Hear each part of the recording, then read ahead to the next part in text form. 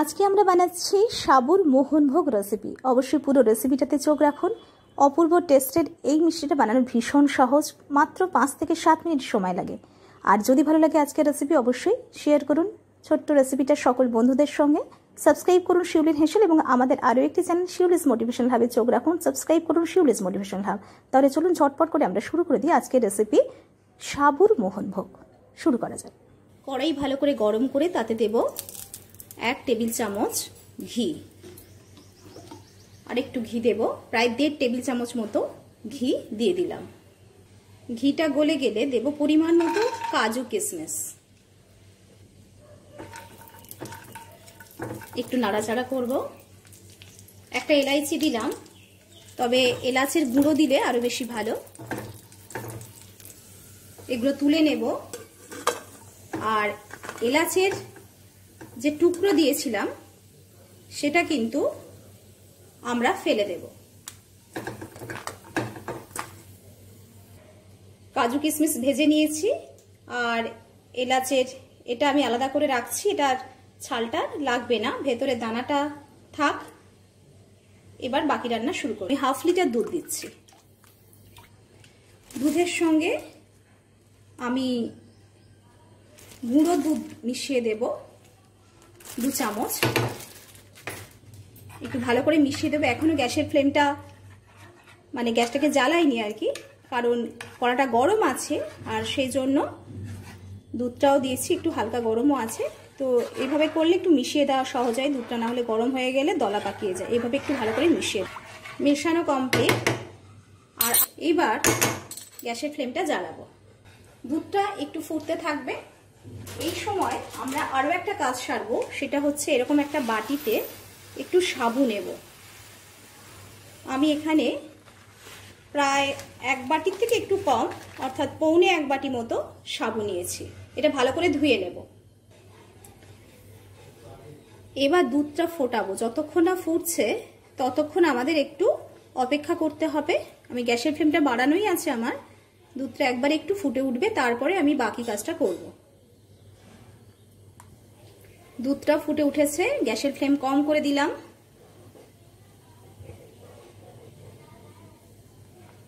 একটা ফুট হয়ে যাওয়ার পর গ্যাসের ফ্লেমটা একেবারে লো করে দেব। দিয়ে যে সাবুটা ভিজিয়েছিলাম, মানে ভেজাইনি, সরি, যে সাবুটা নিয়েছিলাম দেখালাম, সেই সাবুটা ভালো করে ধুয়েছি, ভেজাইনি কিন্তু। সেই সাবুটা ভালো করে ধুয়ে জল ঝরিয়ে সেটা এবার দিয়ে দিলাম। অবশ্যই ধুয়ে দেবেন, নাহলে অনেক ময়লা থাকে সাবুতে। এবার ধিমে আছে এটাকে খুব ভালো করে সিদ্ধ করব। একটু সময় লাগবে, 5-10 মিনিট, যতটুকু সময় লাগে আমরা এটা ধিমে আছে সিদ্ধ করব ততক্ষণ। তারপর বাকি অনেক কিছুই দেওয়ার আছে, সেগুলো দেব। এভাবে একটু মাঝে মাঝে নাড়তে হবে যেন নিচে না লেগে যায়। তো এইভাবে 7-8 মিনিট আমি রান্না করলাম। প্রায় সিদ্ধ হয়ে গিয়েছে, একটু বাকি আছে যেটা, সেটা আমাদের গরমে গরমে বা আরও কিছু কাজ সাথে সাথে সিদ্ধ হয়ে যাবে।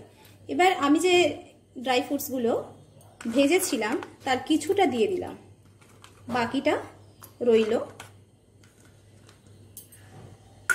ভালো করে নাড়িয়ে চাড়িয়ে দিলাম।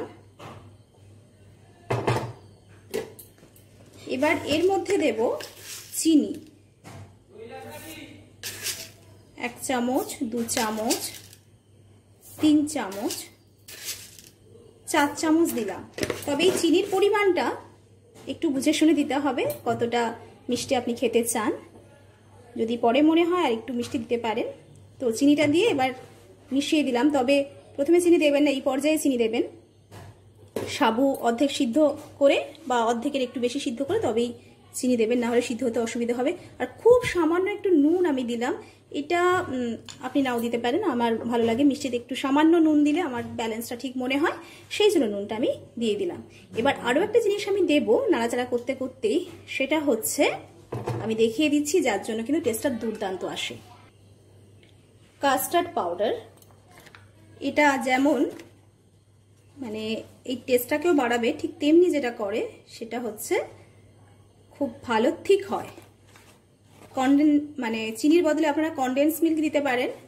আর এটা আমি 2 চামচ দিচ্ছি, 3 চামচ দেব। খুব ভালো খেতে হবে, একটু ঘন হবে। তাতে মিষ্টিটা ভীষণ ভালো লাগবে খেতে। আর গ্যাসের ফ্লেম যেহেতু অল্প করা আছে সেই জন্য এটা আমি এইভাবেই দিলাম। গ্যাসের ফ্লেমটা এবার একটু মিডিয়াম করে দিলাম, দিয়ে আর কন্টিনিউ নাড়তে থাকলাম। এইভাবে কন্টিনিউ নাড়তে থাকবো। আপনারা কিন্তু ওটা একটু মাথায় খেয়াল রাখবেন যে কাস্টার্ড পাউডারটা একটু আলাদা করে গুলে নেবেন, আলাদা করে গরম দুধে কাস্টার্ড পাউডারটা দিয়ে গুলে নেবেন, তাতে সুবিধা হবে। আমার একটু অসুবিধা হচ্ছে, আপনারা দেখেই বুঝতে পাচ্ছেন। সবটা খুব ভালো যে মেশাতে পেরেছি সেটা আর হলো না মোটামুটি, তবে এটা খারাপ লাগবে না, গালে পড়বে, অসুবিধা নেই, ভালোই লাগবে টেস্টটা। তো আপনারা ওইভাবে করে নেবেন। যদি কাস্টার্ড পাউডারটা একেবারে মেশাতে চান তো ওইভাবে করে নেবেন।